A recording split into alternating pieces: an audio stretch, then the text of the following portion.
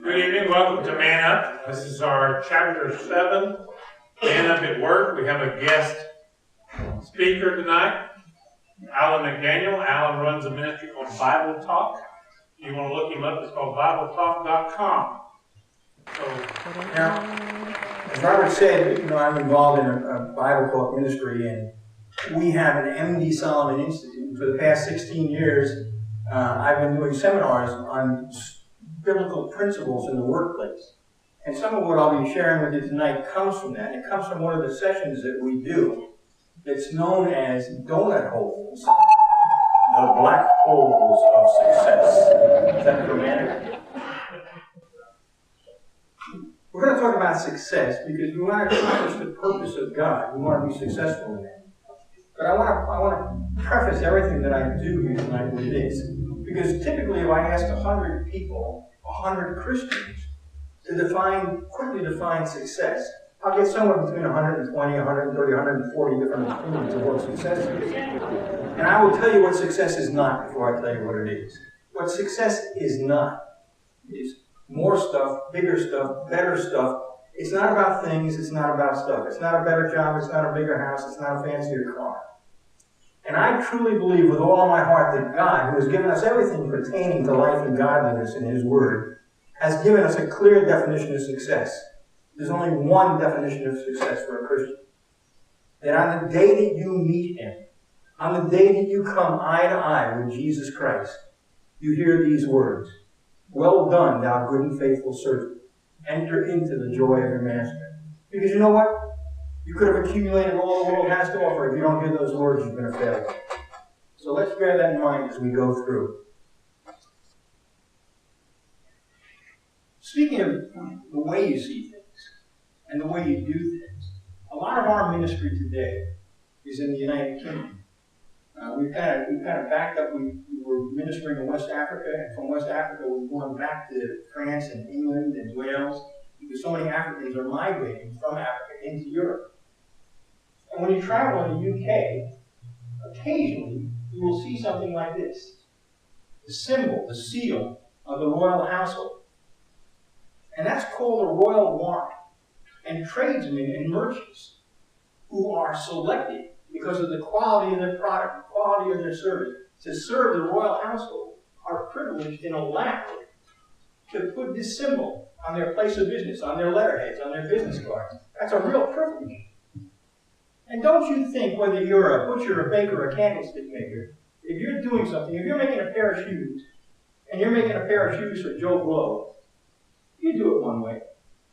But if you're making that same pair of shoes for the Queen of England, don't you think it would change your attitude? Don't you think it would change the way you did it? Don't you think it would change the pleasure that you had at work? The fact of the matter is, you have a royal warrant.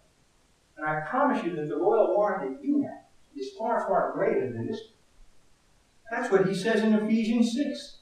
We do everything we do as unto the Lord. I don't care whether you're a butcher, a baker, a candlestick maker. I don't care what you do. You do it by appointment to His Majesty, the King of Kings, the Lord of Lords, the King of Glory. Maybe you ought to get yourself one of these and put it in your cubicle at work, or put it on your garage. Because you are doing whatever you do for Jesus Christ. You need to be conscious of that.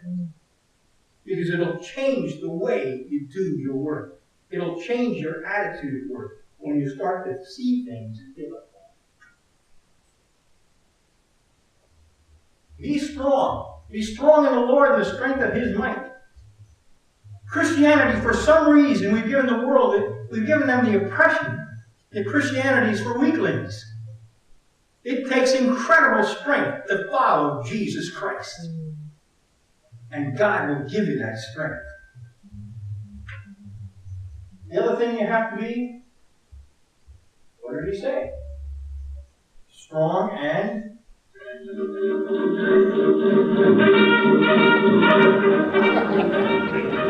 have to be strong and courageous. Come on, you guys are supposed to know the answers to these. I gave you hints on the sheets.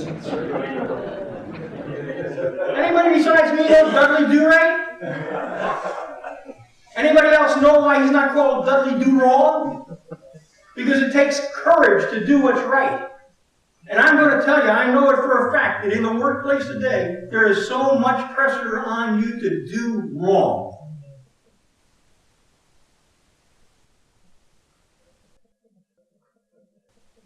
Not long ago, I took somebody to a doctor's office, friends of ours. Took them to the doctor's. And I'm sitting in the waiting room waiting for them.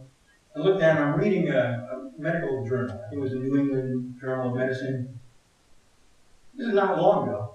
And it was really cool because on the cover article was that doctors and scientists have discovered that patients who are happy, patients who laugh, patients who are merry, patients who are cheerful, heal more quickly, are healthier. Isn't it amazing what medical science can learn? Of course, about 3,000 years ago, God said, a merry heart maketh good medicine, but they just discovered it now. Praise God, medical science. Isn't it wonderful? I'm going to tell you, if you're not cheerful at work, I don't care what kind of work you do, you're going to get sick of it. If you're not having fun at work, if you don't enjoy what you're doing, there's only one of two options.